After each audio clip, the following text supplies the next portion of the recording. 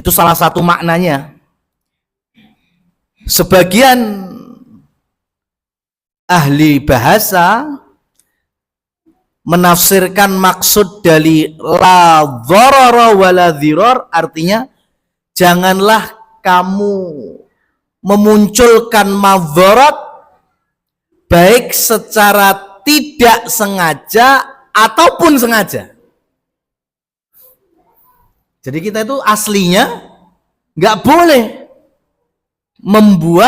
memadharatkan baik untuk diri sendiri maupun kepada orang lain, baik sifatnya sengaja ataupun tidak. Musim udan ini kadang kan ra kroso. Numpak mobil nyetir jebule enek banyu, cewembong wak juar jebule ning samping enek sing mlaku. Ya kan, numpak ontel. Aslinya nggak sengaja itu. Kita nggak punya inisiatif untuk nyiprati saudara kita yang di samping itu. Tapi kondisional. Ya kan? Nah itu pun aslinya nggak boleh. Apa meneh diniati tak ciprati. Wah itu nggak boleh, itu namanya memunculkan madharat. Ya. Kenapa? Karena dahulu makanya Allah Subhanahu wa taala memperingatkan di beberapa ayatnya, wabil khusus kaitannya dengan hubungan rumah tangga suami dan istri, fala tudorruhunna. Janganlah kalian para suami memunculkan madharat. Madharat apa itu? Ini jahiliyahnya gini ceritanya. Jadi sebelum Rasulullah Shallallahu Alaihi Wasallam membawa Islam, kultur Arab itu kalau ada suami mencerai istri, kan istri ada yang namanya status iddah. Ya. Sampai 3 kali haid atau 3 kali suci. Lah, nanti mendekati waktu iddahnya mehbar, itu suami ngerujuk lagi. Berarti kan nggak jadi dipegat. Habis dirujuk berbuat baik enggak? Yo KDRT, ya ucapan kasar, yo nggak dikasih hak-haknya dengan baik, bahkan ditalak lagi. Masa iddah, meh entek masa iddahnya dirujuk lagi. Berarti kan menjadi istri lagi, sah lagi. Berbuat baik enggak, yo kasarne, ya berucap-ucap yang enggak baik lagi, bahkan menceraikan lagi. Masa iddah lagi, di penghujung masa iddahnya dirujuk lagi. Ngono iso ping ngelas-lasan, bisa puluhan. Itu masa jahiliyah. Makanya Islam datang dengan batas maksimal. Berapa kali? 3. Kenapa? Karena kalau seperti jahiliyah tadi, memadharatkan siapa? Pihak wanita.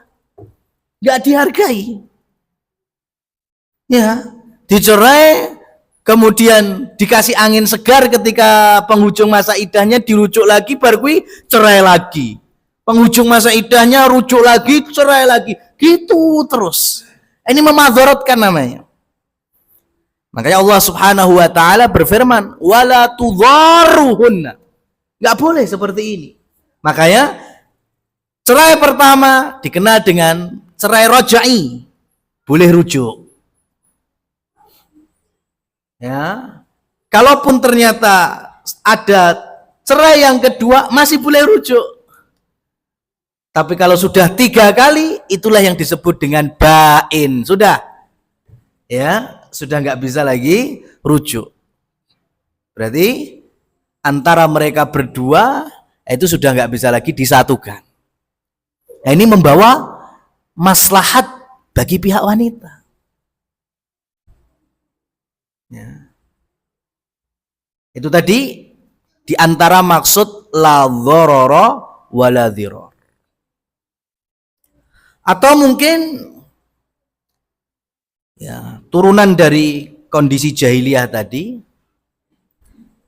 terkadang kalau tadi kan suami yang membuat madharat kepada istri dengan sikap yang tidak baik dalam perceraian. Sudah cerai, istri bisa memadharatkan suami atau mantan suaminya. Gimana? Dia minta nafkah. Nafkah untuknya atau untuk bayinya. Punya anak kecil ya. Dan betul, ketika cerai dan punya anak-anak, maka nafkahnya ada di tanggung jawab ayahnya. Cuma masalah istrinya ini temane ngancem. Aku pokoknya njaluk nafkah sakmini, itu di luar wajar.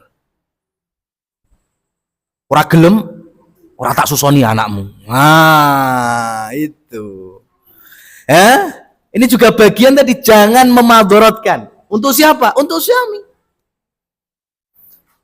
Ya, suaminya kan dapat madharat, dapat ancaman itu. Dia sudah berusaha mencukupi nafkah standar primernya kehidupan untuk mantan istrinya, untuk anak-anaknya, tapi ternyata istrinya ngelonjak, mantan istrinya ngelonjak. Kalau nggak dikasih sekian, anak-anakmu yang masih butuh susu dariku, nggak aku kasih. Nah, ini masuk dalam potongan ayat tadi. Itu makna yang kedua. Makna yang ketiga, la dharara wala dhirara, adalah jangan membuat madharat baik yang sifatnya dapat untung ataupun tidak dapat untung. Ya. Jadi nggak boleh kita membuat madharat meskipun nggak dapat untung, apalagi dapat untung. Sengaja di lingkungan sing rata-rata rumah-rumahnya hanya satu lantai, kayak rata-rata madhep ngetan, karena srengenge sik ben iso mlebu omah, lagi sengaja gawe omah 5 lantai. Akhirnya gak dhuwur jembar men. Akhirnya lingkungannya yang dulunya biasa dapat cahaya matahari masuk rumah ketutupan semua. Berarti dia mendapatkan keuntungan meskipun memadharatkan orang lain. Atau gawe talang tapi di lebokne ning tanggane. Ya, atau di jalan umum. Ya, kalau di jalan umum nggak ada yang dirugikan, tapi dia mendapatkan keuntungan. Kalau di tetangganya, oh berarti dia mendapatkan keuntungan, tetangganya yang mendapatkan madharat. Nah ini 3 makna la dharara wala dhirar. Jangan membuat madharat untuk diri sendiri atau orang lain yang sifatnya disengaja ataupun tidak, yang menghasilkan keuntungan ataupun tidak ambil untung. Ya, pada dasarnya nggak boleh kita berbuat madharat. Akan tetapi jamaah yang dirahmati oleh Allah Subhanahu wa taala, syariat itu memberikan 3 dispensasi. Madharat itu bisa diizinkan, bisa muncul tidak bisa dihindari, dan yang ketiga madharat itu dimaafkan. Jadi ada di 3 dispensasi. Diizinkan, tidak bisa dihindari, sama dimaafkan. Diizinkan. Madharat apa itu? Madharat ketika penguasa muslimin, pemerintah menegakkan hukum-hukum Allah. Tegaknya hududullah itu aslinya madharat bagi pelaku. Contoh, maling, hukumnya apa? Potong tangan. Gak bisa kemudian maling, negara ki berbuat zalim, madharat kepadaku. Lah pergelanganku dipotongi. Itu diizinkan oleh syariat itu. Meskipun memadharatkan pelaku pencurian, tapi itu malah dibolehkan, didukung oleh syariat. Ya. Peminum khamr dicambuk, ya, pembunuh dikisos, itu semuanya memadharatkan pelaku kriminal, tapi itu diizinkan oleh syariat. Tapi siapa yang melakukan? Apa awake dhewe siji-siji ini? Enggak boleh. Ya, harus penguasa atau wulatul umur, amirul mukminin, penguasa muslim, ya, yang punya wewenang atau kebijakan dalam hal ini. Wong utang, akeh, sandaya-ndaya utangi. Tapi dia punya aset. Akhirnya negara mengambil aset-asetnya itu untuk melunasi hutangnya. Orang yang punya hutang dapat madharat apa enggak? Dapat, melarat dadak kok. Miskin dadak dia. Tapi ini dibolehkan, dibenarkan, diizinkan oleh syariat. Kenapa? Karena dia utang lunas-lunas. Gak bayar-bayar, padahal asetnya bisa untuk melunasi hutangnya. Siapa yang berhak? Lagi-lagi penguasa kaum muslimin. Ini dibolehkan. Ya, jadi jangan kemudian kita bermudah-mudahan, berarti zalim. Ya, penguasanya memadharatkan rakyatnya. Lihat dulu, kalau memang kriminal, ya, itu diizinkan. Itu yang pertama. Yang kedua, madharat yang tidak bisa dihindari. Makanya ya dibolehkan oleh agama. Apa itu? Contoh gampangnya klakson. Ayo neng dalan, ujug-ujug nek bel tuwon, kaget sampean. Padahal sing dibel bukan sampean. Tapi kan ngerasa kaget. Wallahu akbar. Wah, dolim kuwi. Enggak bisa, Mas. Itu perkara enggak bisa dihindari. Jenenge neng dalan macet, bersyukur awake dhewe nang Indonesia, coba nang India apa Bangladesh. Ya kan? Apa ben meter, ya kan? Ben perapatan isine kor bal bel tok. Ya? Itu bisa memadharatkan, membuat kaget orang, sing turu, ya, iso tangi. Ya, tapi itu nggak bisa dihindari. Contoh yang lain, knalpot sing ngobul, ya, isine kaya areng kabeh. Ayo dinumpak pit, ya nang burine awale seweger ini dadi blonteng. Itu kan nggak bisa dihindari. Hari ini nggak bisa dihindari. Ya, itu termasuk madharat yang tidak bisa dihindari. Dimanapun, kapanpun bisa terjadi pada diri kita. Itu jenis yang kedua. Contohnya, ya, ringan-ringannya seperti itu. Yang ketiga, madharat yang dimaafkan. Bagaimana contoh di lapangannya? Yuk. Berarti kan ada si A dan si B. Si A melakukan madharat kepada pihak B, tapi ternyata pihak B memaafkannya, ya sudah. Berarti kan sudah selesai urusan mereka selaku hamba-hamba Allah di muka bumi, perselisihan dan pertikaiannya sudah ada dalam islah, damai. Atau di sini pihak yang jadi korban telah memaafkan. Nah itu. Berarti selain 3 ini, ancaman-ancaman dari dosa memadorotkan itu besar sekali.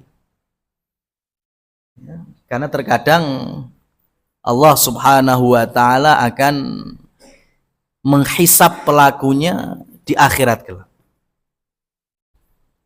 Nah, oleh karena itu tadi saya bilang kan, ada kaidah fikih besar, salah satunya ad-dhararu yuzalu. Kemadhorotan itu harus semaksimal mungkin dihilangkan. Semaksimal mungkin dihilangkan. Meskipun prosesnya gak iso sak-deksaknya. Ya mungkin dihilangkan sedikit demi sedikit. Berapa persen.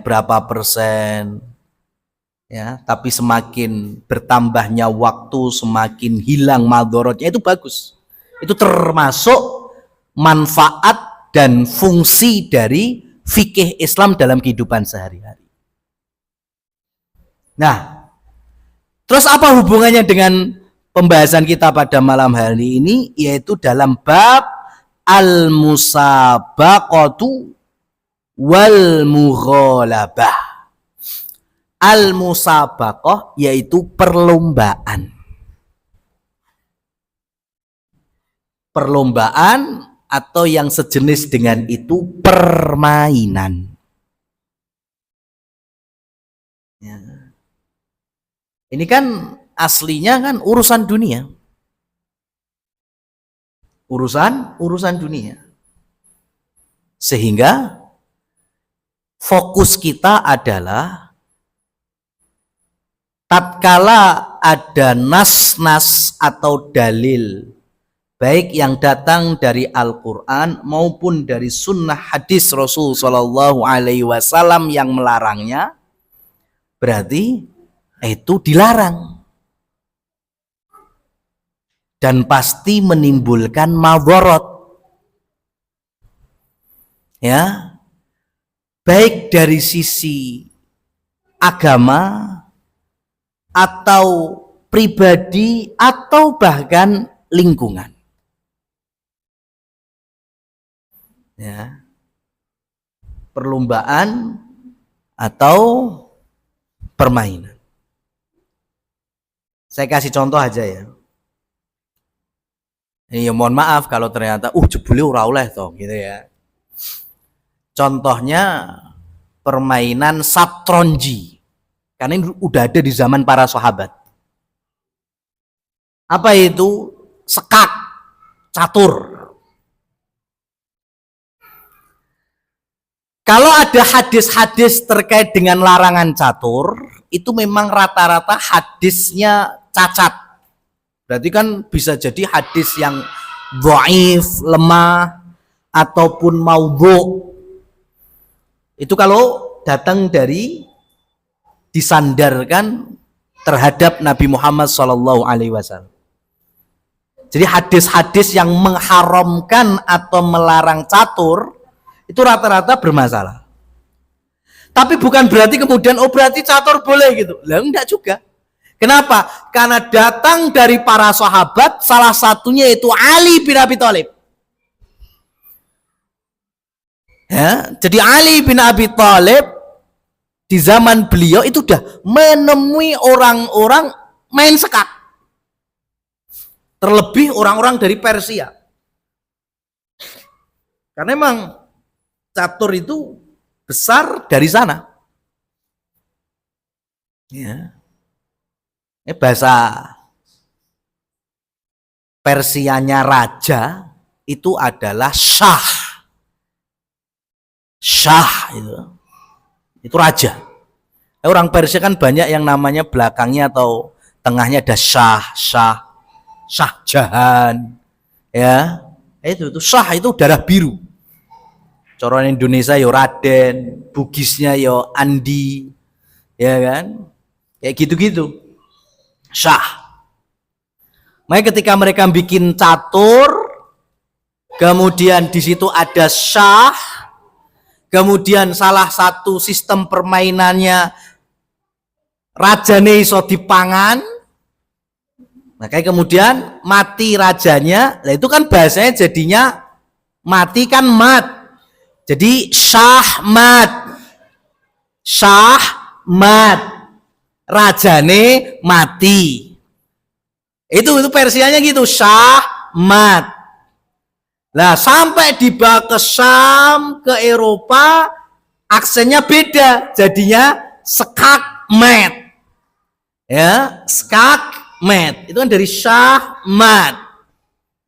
Nah Indonesia ya melek-melek, skakmat. Kayak gitu. Jadi memang awalnya dari Persia. Dan kita tahu Persia itu bukan dari golongan orang-orang yang beriman awalnya, tapi majusi. Ya, musyrikin, majusi, penyembah api, sebagian masih menyembah dewa-dewa, naudzubillah. Makanya ketika Ali bin Abi Thalib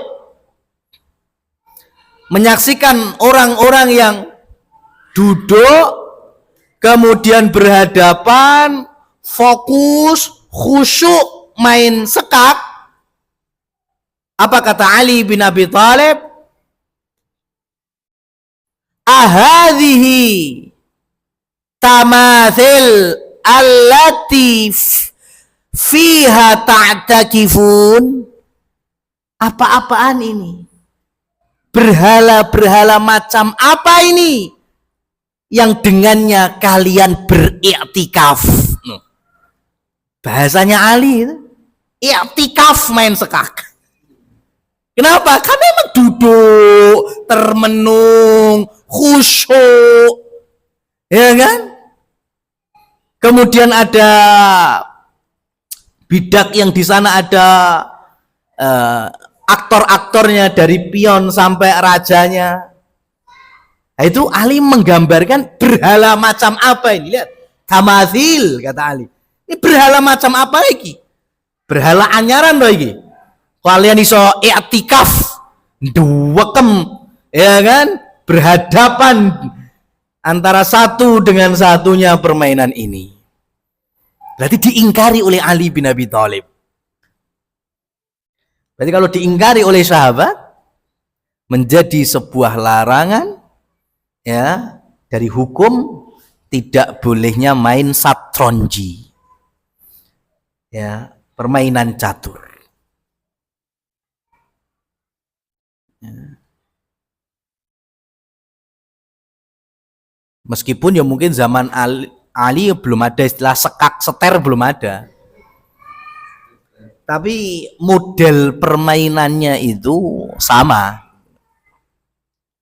Jadi baik yang kalau ulama kontemporer hari ini seperti Lajnah Daimah, Hay'ah Kibarul Ulama, mereka berfatwanya haram baik yang offline maupun online. Gue dikira zaman kono kan offline main nih, saiki aplikasi wae, sama aja, ya kan, sama aja. Berarti kalau permainan ini diharamkan, dijadikan lomba, boleh apa enggak? Enggak boleh. Tidak boleh. Dan para ulama kontemporer membawa hikmah, permainan seperti catur ini bisa melalaikan waktu. Ya. Melalaikan waktu sehingga bisa jauh dari zikrullah. Kan kayaknya gong nate tumon enek wong sekak seter barakallahu fikum alhamdulillah jazakumullah khairan, gong enek Mas, ya kan, enek ya bersekak sing sijine miso, lah kuwi enek, ya kan, tapi lek mau sekak mati kemudian alhamdulillah subhanakallahumma wa bihamdika asyhadu, belum ada.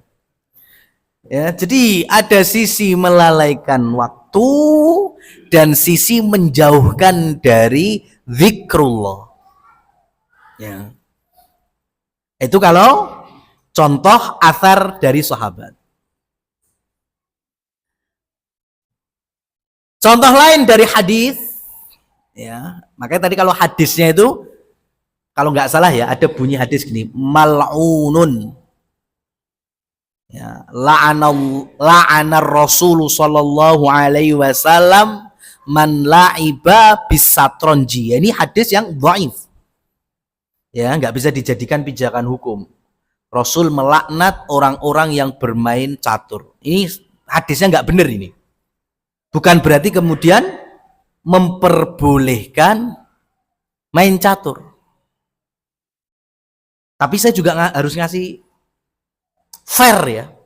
Ada satu ulama Rabbani, ulama ahli sunnah wal jamaah, termasuk ulama tempo dulu juga, yang memperbolehkan, yaitu Imam Asy-Sya'bi rahimahullah. Nah, cuma saya sih khusnudzonnya kan, sampai nojo terus enek ulama siji dijadikan dalil orang terus yang sak dua dayak mengharamkan dilalek nih, jangan gitu ya. Kalau Imam Asy-Sya'bi tidak sampai mengharamkan, bukan menjadi dalil kemudian kita melakukan. Lah tadi kan banyak ulama Ali aja ngingkari, padahal mana yang lebih mulia, Ali atau Imam Syafi'i? Tentu Ali bin Abi Thalib, sahabat, lebih takwa, lebih bersih hatinya, ya, lebih detail pemahamannya langsung dari Rasul sallallahu alaihi wasallam. Kalau kita modelin banding-banding kok, ya kan orang sekarang kan kayak gitu, gampang aneh, ya kan, enak kok Imam Syafi'i rapopo jari, lah kok Imam Syafi'i dok, lah liane rambu anggap, ya. Nah, syubhat dari seton hari ini itu memang sesuatu yang memang aslinya ada pelanggaran. Ben ketok adem ayem sahdu bisa dimainkan oleh segenap kaum muslimin, akhirnya dikasih embel-embel Islami. Ya. Karena sampai pernah tumon, tisu Islami pernah tumon. Gak ono. Karena nggak ada pengaruhnya. Gelas Islami gak tumon kan namanya, piring Islami gak ada, mic Islami gak ada, ya. Tapi kalau musik, oh ada.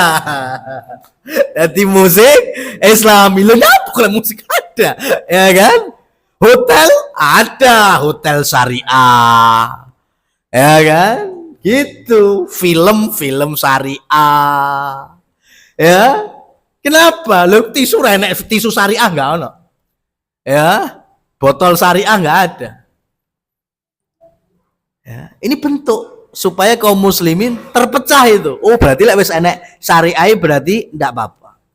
Nah, ada hadis-hadis bahkan Bukhari Muslim, di antaranya ketika Rasul Shallallahu Alaihi Wasallam melarang dadu.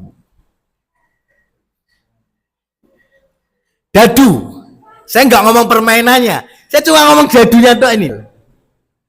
Permainannya iso puluhan ratusan, ini dadunya. Itu dilarang langsung dari lisan Rasul Shallallahu Alaihi Wasallam. Beliau gambarkan orang itu kalau main dengan dadu, ibarat tangannya dicelupkan ke darah babi yang dia sendiri jijik melihatnya dan merasakannya. Udah, kita tahu babi itu bukan binatang halal. Binatang haram, darahnya juga. Kemudian kita iso ciblon-ciblon itu penggambaran terkait dengan dadu. Berarti dadu itu dibuat sebagai permainan, enggak boleh. Oh berarti ular tangga gimana Ustaz? Nah, saya kan ngomong dadunya. Artinya ini yang bisa menstimulus kita kaum muslimin, iso pora ular tangga gak nganggo dadu. mungkin ban muter kayak ongko-ongko, biji loro telu papat lima enam, ya kan? Nah, jadi ini biar kita ini kreatif. Kan dadu dilarang. Makanya tadi saya bilang, hari ini ada ular tangga syar'i. Oh, coba. Ya kan? Ular permainan ular tangga syar'i. Tapi masih pakai dadu. Kalau nggak pakai dadu, oke lah.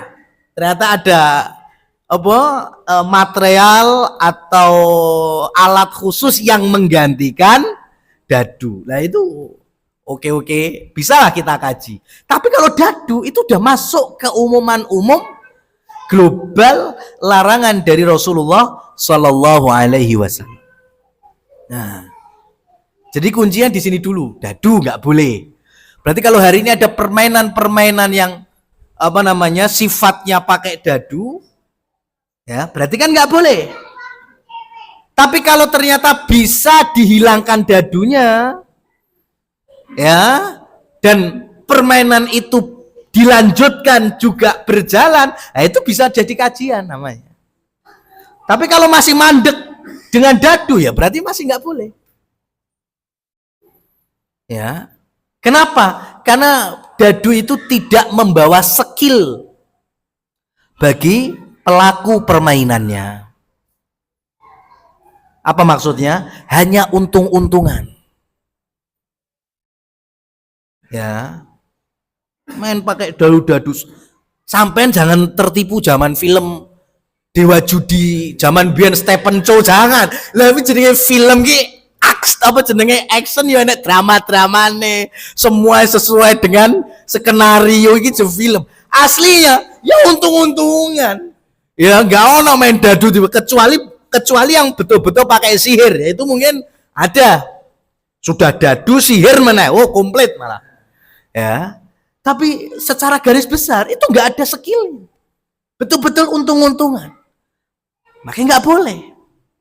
Berbeda dengan panah-panahan, ya, bunderan, sing tengah dikek angka 10, pinggirnya 9, 8, terus titis-titisan, ya, mbuh kuwi panah atau sing dikei karet piye ben nempel. Nah itu boleh seperti itu. Kenapa? Karena melatih, ada sisi skillnya itu. Tapi kalau dadu enggak. Ya. Itu orang arek sing cilik, sing nom, sing tua iso kabeh. Ya.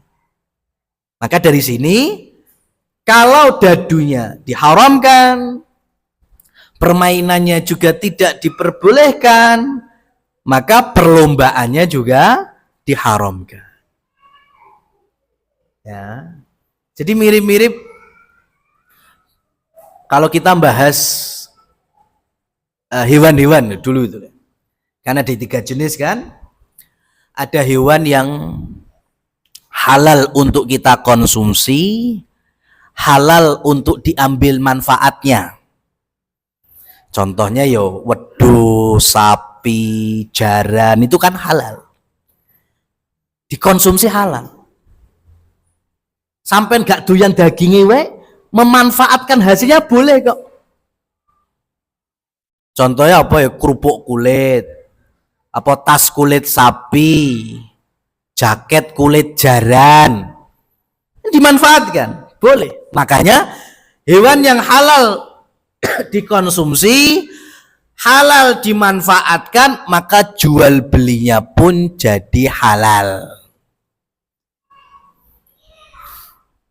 Yang kedua, hewan yang haram dikonsumsi tapi boleh dimanfaatkan. Dikonsumsi nggak boleh, tapi dimanfaatkan boleh. Contohnya keledai. Keledai itu kan nggak boleh dimakan, tapi ditunggangi oleh, digawe nggawa beban-beban barang kita boleh. Berarti kan dimanfaatkan. Bigol, peranakan dari keledai dan kuda. Kudanya halal, keledainya haram. Persilangan antara kuda dan keledai bigol, haram dagingnya. Tapi kalau kita manfaatkan Binatangnya untuk tunggangan boleh-boleh saja. Apalagi sing haram tapi bisa dimanfaatkan, anjing pemburu, anjing penjaga kebun. Anjingnya kan haram, tapi kalau dengan misi ini jaga kebun, ajak atau berburu kan boleh mengambil manfaat anjing untuk ini. Ya, maka kalau ada hewan yang haram dikonsumsi tapi bisa diambil manfaatnya dari tenaganya atau ya tunggangannya, maka jual belinya boleh, kecuali yang Rasul haramkan. Apa contohnya? Al-kalbu wasiniwar. Al-kalbu anjing, wasiniwar kucing. Kucing kan nggak boleh dagingnya dimakan, tapi dimanfaatkan, diopeni, dadi klangenan, ngancani neng omah. Ya, maka hewan jenis yang kedua ini tadi haram dikonsumsi, boleh dimanfaatkan, maka jual belinya boleh, kecuali yang memang ada hadis yang melarangnya. Contohnya apa? Anjing dan kucing. Baru yang ketiga, hewannya haram dikonsumsi, haram dimanfaatkan, seperti binatang buas. Itu yo dikonsumsi haram, dimanfaatkan juga haram, maka jual belinya juga haram. Ya, nah nggak perlu sampean jual beli king cobra itu, ya kan? Ngopen ini juga usah. Ya. Oleh karena itu, mirip ini tadi ya, permainan yang memang syariat larang atau haramkan, maka perlombaannya juga menjadi haram. Ya. Kenapa kalau Syekh Utsaimin rahimahullah dalam kitab Syarhul Mumti'-nya, kenapa kok kaum muslimin, orang-orang beriman itu dilarang makan makanan yang telah diharamkan? Itu karena hewan-hewan yang diharamkan untuk dikonsumsi kok dimakan oleh manusia, itu membawa dampak karakternya. Ya, binatang buas haram, lah kok dimakan, deleng wae sesuai karakternya juga buas. Genjek kok tetap dipangan, sesuai perilakunya ya kaya akhlaknya jadi genjek. Itu kata Syekh Utsaimin dan juga ulama pendahulunya, itu Imam Ibnul Qayyim Al-Jauziyah. Begitu juga permainan. Ya, permainan itu kalau diharamkan kemudian dikerjakan, bahkan dilombakan, jangankan yang diharamkan, yang awalnya boleh saja tapi kemudian over, itu aja membawa dampak madharat kepada manusianya. Contoh gampangannya nih, mau kan sing ora oleh, sekarang sing oleh. Ya, contohnya bal-balan. Ya, al-qurratul qadam, permainan sepak bola itu sebetulnya kalau dalam dunia fikih para ulama itu silang pendapat. Tapi gampangnya gini, sebagian besar ulama hari ini kontemporer membolehkan. Ya, berarti kan bola itu jadi sesuatu yang mubah.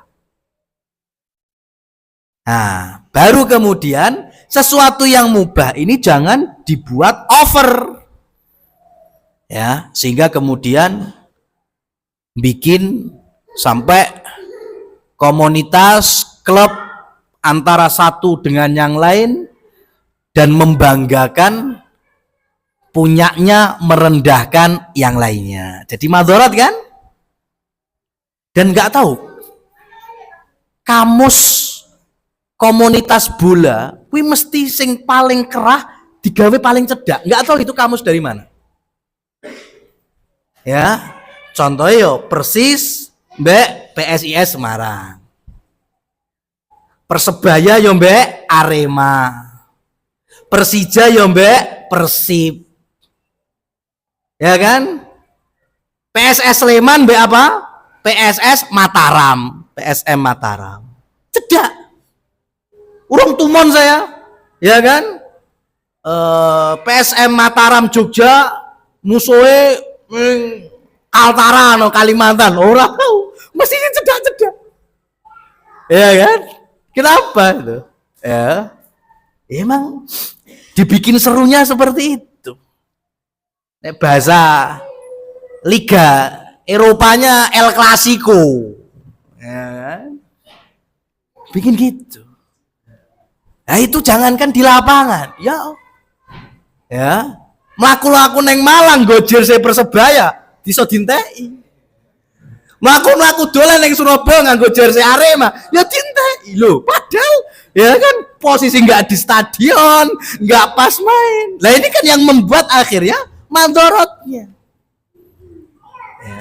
Jadi bukan masalah olahraga atau permainan bolanya. Nah ini. Belum yang melalaikan waktu sholat.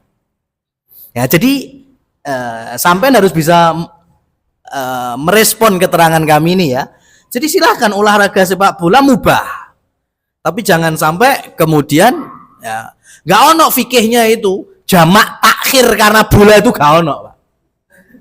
Ya kan? Ya sekarang pamane prit 5:30 punjul seprapat. Dia lagi main 10 menit adzan maghrib. Ya kan? Wah, sholatku posisan wae. Ya, maghribe dibarengne isak jamak takhir karena bola. Kawan. Ya. Jadi silahkan sesuatu yang mubah bisa kita kerjakan, kita bisa amalkan, apalagi mubah diniatkan dalam ketakwaan jadi pahala. Mainnya main bola, niatnya olahraga supaya badan seger, antibodi main, supaya ibadahnya juga semangat, gak ngelukru. Nah, kan bagus. Ya. Jadi itu yang kita harapkan. Permainan-permainan olahraga ya yang boleh kemudian nanti juga bisa diperlombakan, itu harapannya betul-betul membawa dampak maslahat dan kebaikan baik untuk agama ya ataupun untuk diri kita masing-masing. Insya Allah kita akan perjelas jenis-jenis perlombaannya di pertemuan selanjutnya. Wallahu a'lam bishawab. Fasubhanakallahumma wa bihamdika asyhadu an la ilaha illa anta astaghfiruka wa atubu ilaik. Wassalamualaikum warahmatullahi wabarakatuh. Nggih. Nggih.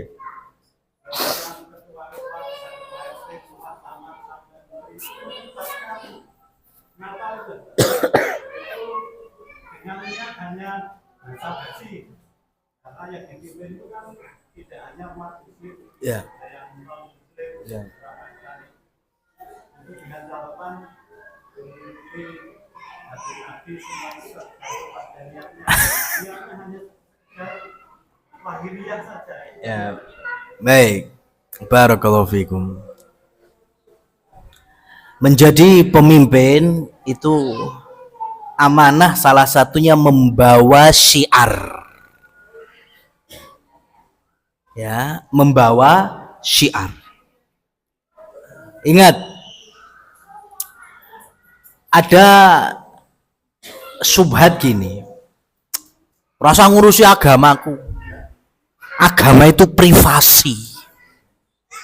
Loh, lah terus nyapa Nabi Sulaiman nyurati Bilqis ki nyapa?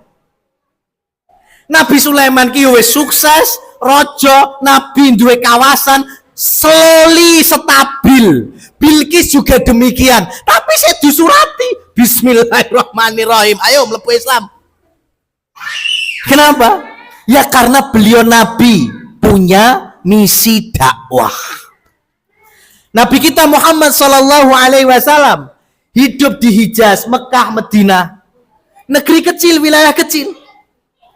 Tapi Nabi menyurati negeri adidaya, Persia, Romawi, Habasah, surat aslim taslam.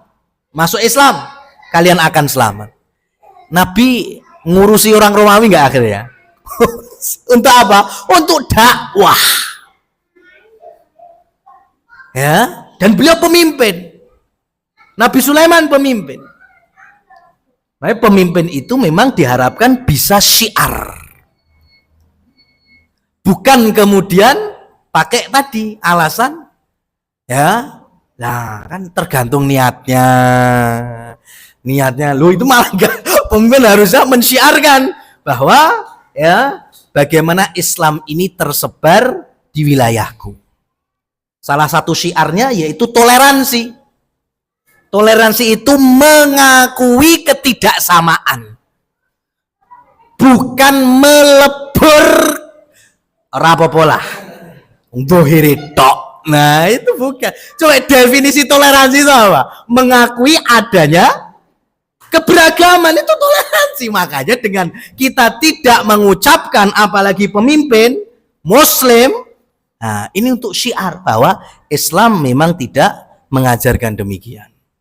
Bukan malah melempem. Nah, ya wargaku, ya kan, wargaku. Makanya jamaah yang dirahmati Allah Subhanahu wa taala, negeri-negeri yang dulu besar Islamnya tapi kemudian jatuh, seperti sebagian Soviet, ya, Persia hari dulu ya, kemudian juga Moro, Rohingya, dan dulunya Islamnya besar, kemudian kalah, kemudian 50-50, itu awalnya Pak sama. Wah, kita kan hidup beragam ini. Akhirnya ketika agama lain merayakan, mereka juga mengucapkan. Apa yang terjadi? Yang lain, yang kafir semakin besar. Hasilnya dimploi kaum muslimin. Ya, itu.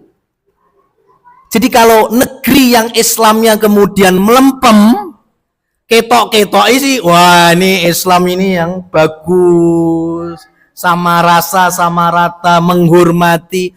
Kalau kita kayak gitu Pak, nyelot suwe kita sing dimplok. Makanya al-Islamu ya'lu wala yu'la. Ya, Islam itu meninggi.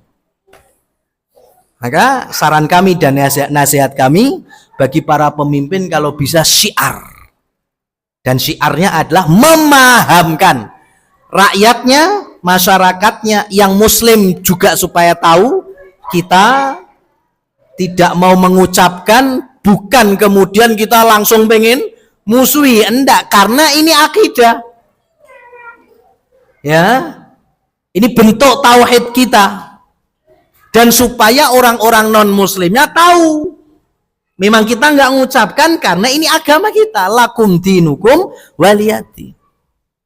Ya, wallahu a'lam bishawab. Jadi tidak bisa dan terbantahkan dengan alasan sebatas dohirnya, sing penting atine ora. Nah, itu namanya melempem. Ya, wallahu a'lam. Wassalamualaikum warahmatullahi wabarakatuh.